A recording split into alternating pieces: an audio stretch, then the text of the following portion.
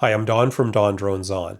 Everyone knows how severe the wildfire situation has been recently in Canada and how important it is to stay well away from wildfires while flying your drone.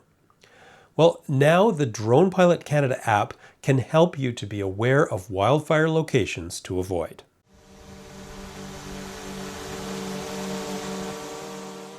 Canadian law requires drone pilots to stay a minimum of 9.3 kilometers or 5 nautical miles from the perimeter of a wildfire, unless, of course, you're actually part of the firefighting operation.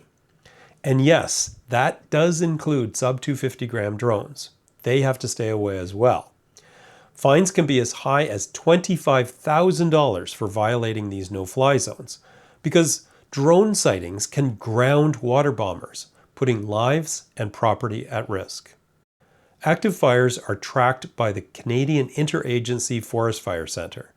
Active fires range in status from uncontrolled to controlled, but all active fires, even controlled ones, must be avoided when flying drones. Very large fires can also have NOTAMs in place as no-fly zones. But even if there is not a NOTAM, you must keep your drone 9.3 kilometers from the fire. These fires in New Brunswick have a NOTAM in place, while this large fire in Nova Scotia does not. But it doesn't matter. In either case, you must stay at least 9.3 kilometers from the perimeter of the fire. Official fire data and maps are available on the Canadian Wildland Fire Information System website, and I'll leave a link in the description below this video. So what we've done in Drone Pilot Canada is display the latest active fires based upon the official data right on the main map.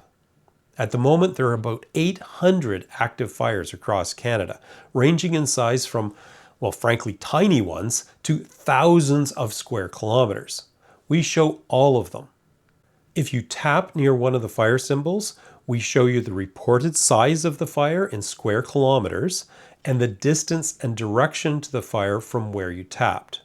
You'll get the same kind of message as a warning when you start a flight log in the vicinity of an active fire. Tapping on the message takes you to the official website centered on that location you tapped, where you can find out more information. Now, the best way to use the interactive map is to tap on the Overlays menu and select at least the Fire Perimeter and Active Fires option. At the moment, we're unable to portray that fire perimeter directly on the Drone Pilot Canada map. I really hope this new feature helps you to be aware of wildfire locations and helps prevent accidental entry into no-fly zones. You really must keep your drone, including micro drones, at least 9.3 kilometers from any wildfire. Let's do whatever we can to support firefighters. Drone Pilot Canada, built by Canadians for Canadian drone pilots.